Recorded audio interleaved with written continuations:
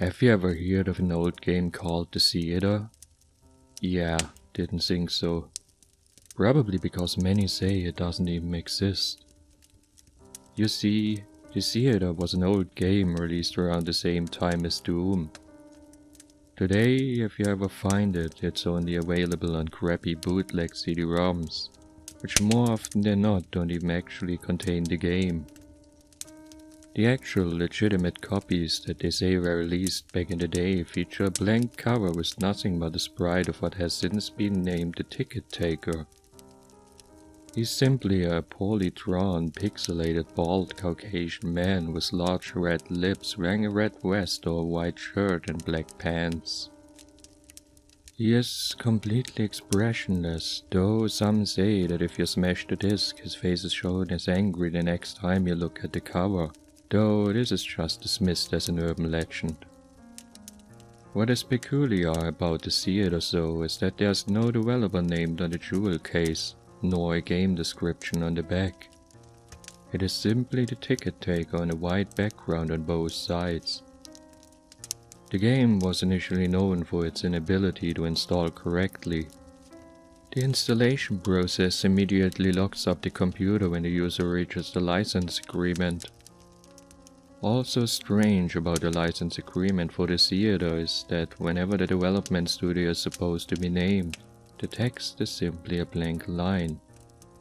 Anyways, most people who have claimed to owning one of the original CDs say that they figured out how to install the game by simply rebooting their computer on the license agreement with the disc still inside.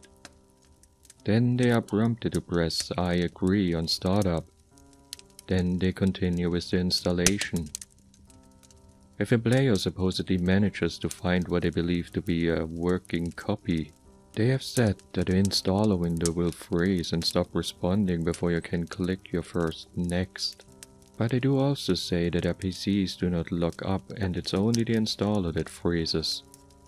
It is unknown if these are actual copies or fakes, but it's widely thought that these working copies are just to draw internet attention with no proof of the installation effects.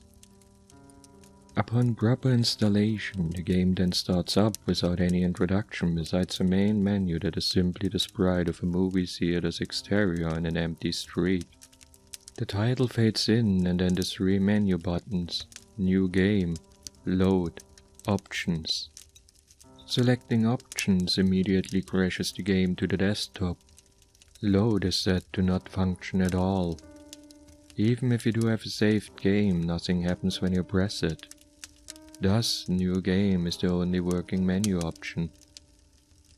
Once it is selected, you are in the first-person view. You are standing in an empty movie theater lobby, with the exception of the ticket taker standing in front of a dark hallway which one can only assume leads to the theaters themselves. There's nothing to do but look at the poorly drawn, mostly illegible movie posters or approach the ticket taker. Once the player moves towards the ticket taker, a very low quality sound clip plays saying, "Thank you, please enjoy the movie," along with a speech box saying the same thing. You then walk into the hallway and the screen fades to black and you are back in the empty lobby and you do the exact same thing again and again and again. While this may sound like a horrible game, a number of peculiar things occur as you continue to play it. The number of times that you have to continue into the hall after giving your ticket to the ticket taker before the strange events happen is unknown.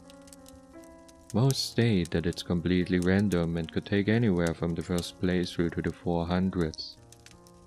What happens though has deeply disturbed some players. The first occurrence is when the player fades back in after walking into the hallway. This time they will notice the ticket taker is completely absent. The player then, without any other options, decides to walk into the dark hallway. The sound clip and text box mentioned previously still play in the absence of the ticket taker, but when the player walks into the hallways the screen does not fade out.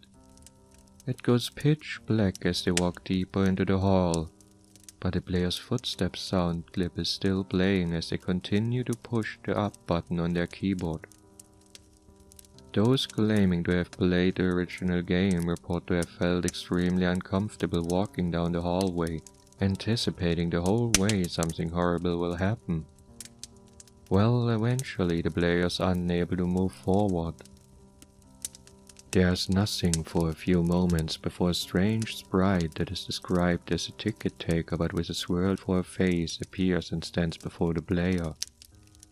The original players of the game say their bodies immediately froze up, and their stomachs churnched when they saw the sprite, which has been appropriately named the Swirly-Head Man. Nothing happens as the Swirly-Head Man stands before them. Then suddenly a piercing screech plays as the game glitches out. This lasts for a few minutes with the screeching being continuous. Then the players abruptly return to the lobby with all the sounds and graphics being as they should be. The game continues normally for the next couple of cycles of entering the hallway, with a couple of the original players screaming the Swirly-Head Man would briefly appear and disappear in the corner of the screen as a brisk yelp sound effect plays. Then, at some point after meeting the Swirly-Head Man, the player sees the ticket taker pacing back and forth. Though there is no walking animation, the sprite's limbs are completely static, so he just hops up and down slightly as a substitute, with his eyes being wide and his mouth open to stimulate a worried facial expression. Some players noted that the movie posters had been replaced with images of the Swirly-Head Man, which caused them to immediately turn their character's head away from the posters and approach the ticket taker. Then another different low-quality sound clip plays, but the speech box contains nothing but corrupted characters that cause whatever text that would have been in the box to be completely illegible. Due to the extremely low quality of the sound, it is debated by players what exactly the ticket taker says at this point, though it is widely agreed that he says never reach the other levels. Then the screen fades out once again and returns the player back to their starting point in the lobby, but the ticket taker is gone and the hallway is blocked off by a large brick wall sprite. Touching the brick wall will immediately crash the game, and that's all there is to it. No one knows what the other levels are or how to gain access to them, nor is it known why the Swirly-Head Man causes such acute fear in those who have seen him in the game. All the original copies of the theater have either been lost or destroyed, but the creepiest part is the fact that all the original players of the game claim to occasionally see a brief glimpse of the Swirly-Head Man out of the corner of their eyes.